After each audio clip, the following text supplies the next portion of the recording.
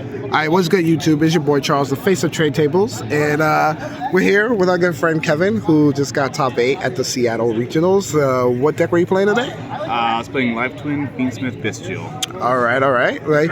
So before we get into anything, real quick, do you have just kind of run down what matchups you had? Yeah, a lot of Rogue.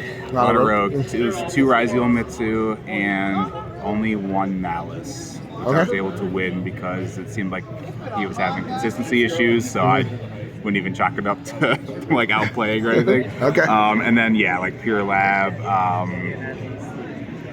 just a bunch of other like rogue stuff, like really good and like kind of had me close because this deck's pretty versatile, but it's not good against literally everything, and I felt like I got a lot of everything today.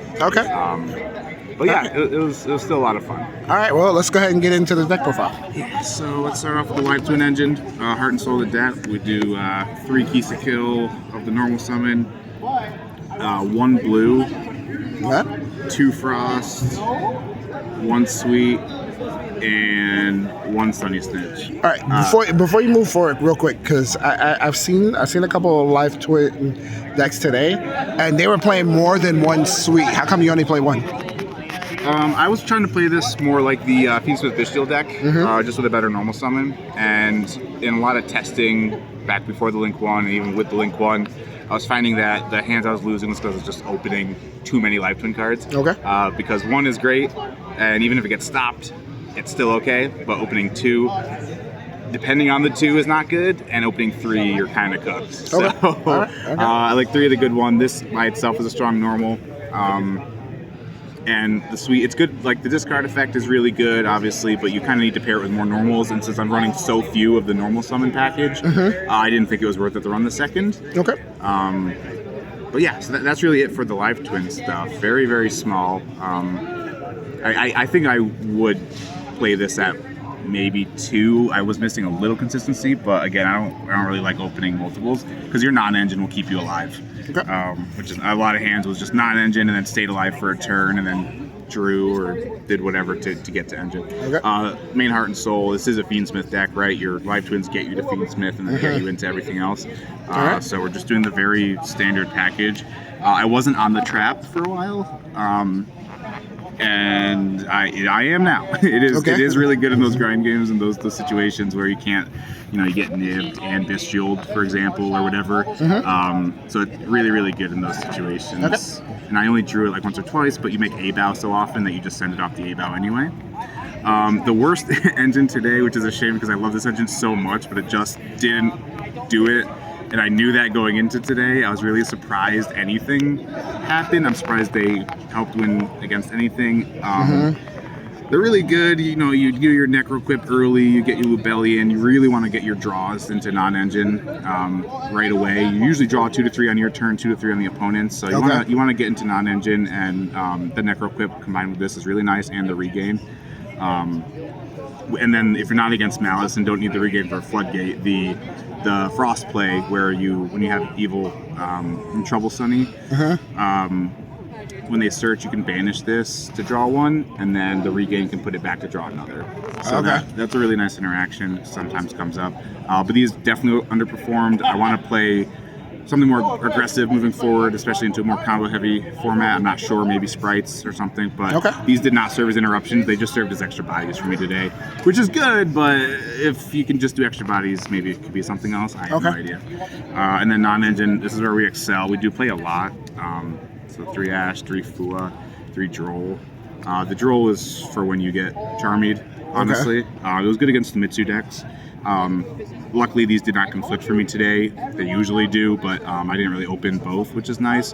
And then here, and here. I don't play in Perm, which is probably a mistake, but it's not that good right now, and drawing it, like I said, on the opponent's turn is just so dead. I wanted to draw things that were live, like Bystials or these. And this gives you 7 outs to the Charmies with the Called By, the Ash, and the Droll. I really should probably play a Cross Out, because if we're already playing all this, the Cross Out is just kind of free. You don't really lose to an Imperm. I did not see this today one time, and this probably should be Ogre, but you will just lose sometimes if they hit your they hit the right thing with out of the grave with a Bystial, for example, and Bell can stop it. So this is more of a defensive card in line with Called By almost, but it could still be used in a lot of scenarios too. Okay. That is it for the main deck. Should be like 20 or 21 non-engine, and then like the Lebellions kind of add to that because going first they turn into non-engine. Okay. Extra Fiendsmith package. I did not make Moon once today. This will probably come out. There's a few other cards I kind of want to play. I kind of missed Typhon. I mean, the Link one for the Live Twin kind of replaces when the I Moon, wasn't right? playing Nibs last format, I didn't need this, or at the very start of the format with the Link one, I just took this out completely. But then I was playing Nibs, and with the Bystials, I thought maybe it would come up, but it just never did. If you have Bystial Nib, like usually you might just go into a Muckraker anyway, because like this is the biggest tempo swing card in the deck by far. But we'll get to that. So the rest of the Fiendsmith stuff is your basic, is what it is. QCR. Yeah, the Caesar's on the way in QCR. And the Requiem we got to figure out still. Okay. So we go here. Live Twin stuff. Just insane, honestly. There's a lot of plays where it just like I broke full boards with the normal summon, like bait everything else out and full board. If you can get to deal and start resolving stuff, even through Nib, you're popping one, drawing one, and you're getting the Agnum Day and the Desiree Send. So you're doing a lot. Feels pretty good. Honorary Life Twin card, it's the A-Bow. Make this every single game that I can. It's so good. It plays around Nib. It plays it plays through Nib, I should say. Nib Imperm can kind of hurt, but you're still going to make the Agnum Day line anyway with the Lacrima Engrave. And then Flex Spots. Muckraker, like I said, huge tempo swing card. Little Knight did not come up today, but I will not get rid of this because sometimes your best end board is SP Pass, especially under Afua. I mean, that there's not much you can do. And then Chaos Angel. And this is in here because I play the Bystials. I made it several times today, and once actually stuck this, banished some stuff, linked it off with a Light Fiend to make the sequence when Agnum Day climbed up to A-Bow, and then brought it back to banish again, because anytime it's special summon. So it just kind of goes crazy. I might start making it earlier now, because knowing that you can just bring it back for a targeting banish like every turn is really good too.